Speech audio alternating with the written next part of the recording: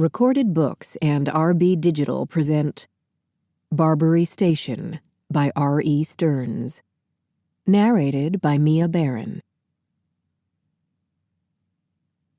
Chapter 1. Charges accrued: piracy, assault and battery, theft.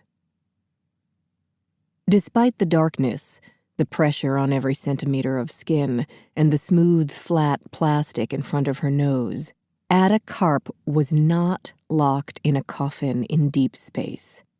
As she mentally repeated this fact, lights in the passenger pod lid brightened. She inhaled hard to break her chest muscles out of an achingly slow breathing pattern. The off-white foam padding that outlined her body came into focus. Dim yellow instructions formed on the inside of the lid. "Hello. You have been awakened during transit. Please stretch your fingers and toes in preparation for extraction." Beneath the text, an animated hand straightened and curled. Ada imitated it as the foam sank away from her limbs.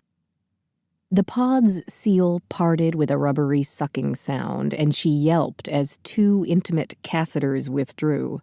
Cold air blew through the opening above her forehead, sweeping her hair out of her face. Her ears popped. Outside, something rattled and thumped. She worked her fingers into the opening, elbows against the lit instructions, and pulled the lid toward her toes. White light assaulted her eyes. Her arms trembled. The lid's edge passed her ribs with a hydraulic wheeze, but weeks of inaction hadn't improved her soft physique. Her fingers slipped. The pod lid slid upward on its rail. "If it closes, will I go back to sleep?" She scrabbled at the smooth plastic. "No, damn it, stop!" A hand several shades browner than hers thrust into the gap from the outside. The lid slammed on its knuckles. A familiar pained grunt emanated from above. Mechanisms squealed as Iridian Nasser shoved the lid past Ada's feet faster than it was designed to move. Ada sat up and threw her arms around the taller woman's neck. Blue and yellow lights from the instrument panel across the room glinted off Iridian's shaved head as laughter rearranged her freckles. She grabbed for the passenger pod to keep her balance and swallowed against a wave of nausea.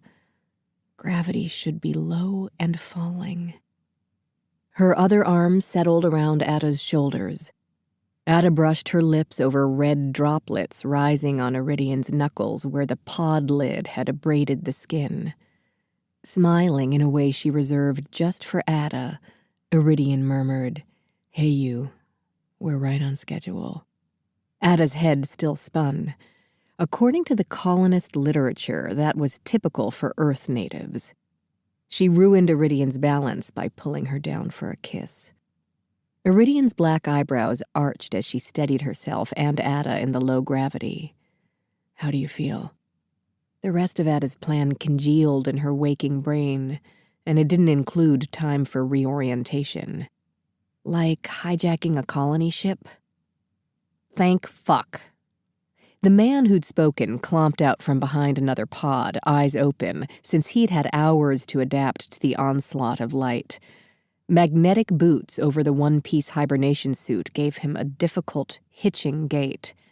Unlike Ada's and Iridian's green suits, his transorbital voyage's uniform was blue-gray and tailored to complement his russet skin and wiry build.